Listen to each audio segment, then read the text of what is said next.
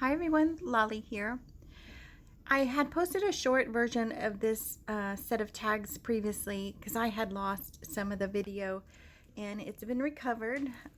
So most of it, not all of it, but I wanted to go ahead and do more of a process video for these tags just because I like the way they came out, and I think that just showing kind of more the details maybe would help someone who's just learning. So here I'm just going through my stickers and different things like that to see what I'm going to use. And then instead of the cardboard, I found this little pad of chipboard pieces, so I'm going to use that for the tag itself to just layer from there. So I'm just rounding the corners just because I like that look a little bit better. So, and it's a really thick chipboard, so after I tore it off the little tablet, it had some extra little rough edges, so I'm just smoothing those out here. So, and I just picked a piece of scrap paper. I think it was a 6x6 or maybe a little bit larger pad, and I cut it down to fit the two squares. And normally I would use a spray adhesive because I really like to use a spray adhesive.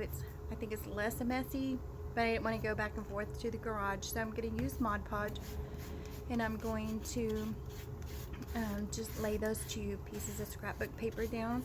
And what I love about the scrapbook paper is it kind of does a lot of the work for you. Is if you get a real pretty piece and you put it down, like this one's kind of a rosy color and it already has stamps on it, so sometimes a lot of the work is done just by using the right paper on there. So here I'm just fitting each piece. Normally when I make tags, I make at least 2 in a set, or I try to make a set of 4 if I'm going to put them in the shop and sell them. So and here I'm just mashing it down just to make sure that the paper adheres to the cardboard completely, or the chipboard.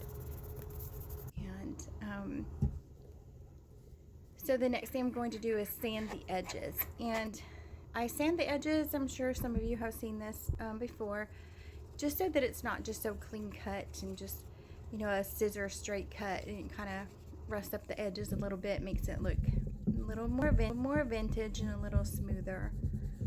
And of course, you know, we have to ink the edges there to make them look a little more vintage. And actually it's vintage photo that I'm using. So and I didn't always do this when I started to make tags, but the more you learn and the more you do, is I have these inks and I still don't always know what to do with them, but I love this color. I want to put it on everything. I think that it gives everything kind of a little vintage look. You would think mostly just the greens would do that, but I love that blue.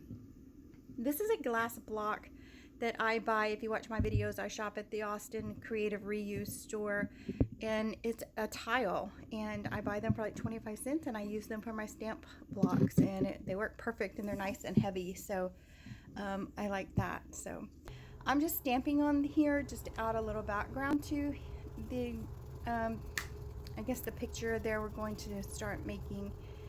And these are rub-ons, and I actually got them at Dollar Tree, and they didn't rub on great. They pulled up some of my paper, so I don't think I'm gonna rush right out and get them. Maybe they're old or something like that, but I managed to get that on there. So they're pretty, and I really like them.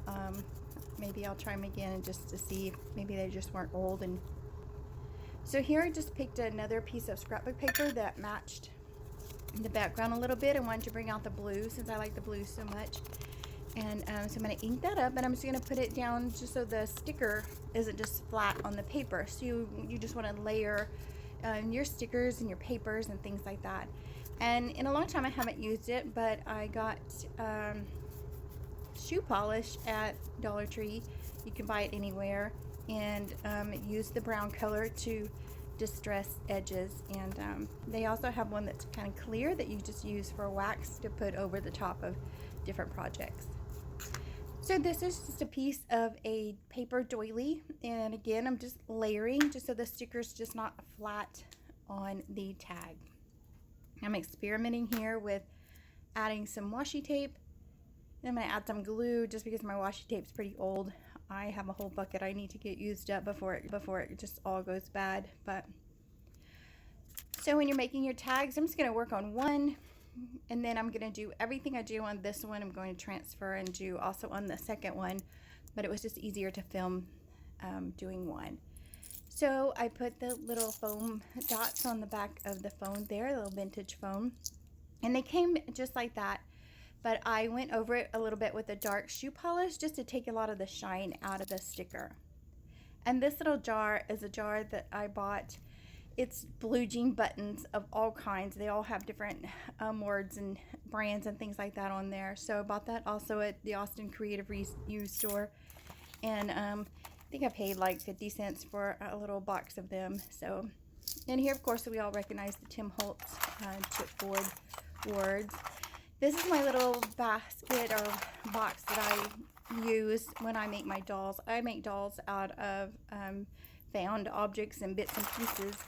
And so I'm looking in here for some jump rings to see, to help with the tag, the chain that I want to use for the tag. And I wanted to show you that ring right there. They said some kind of file or something like that. I guess it was a filing system. I don't know what, but oh my gosh, I don't know what I'm going to do with them. But that was an awesome find. So that's just my little box that I put all kinds of metal pieces in. I'm working on another doll, and so that's what that little box of goodies is. So I'm going to put the jump ring on here just because I put the hole a little bit too far down for the chain that I want to put on there. You could tie ribbon on here, or you could put a piece of like cotton, tea-dyed cotton or something like on there.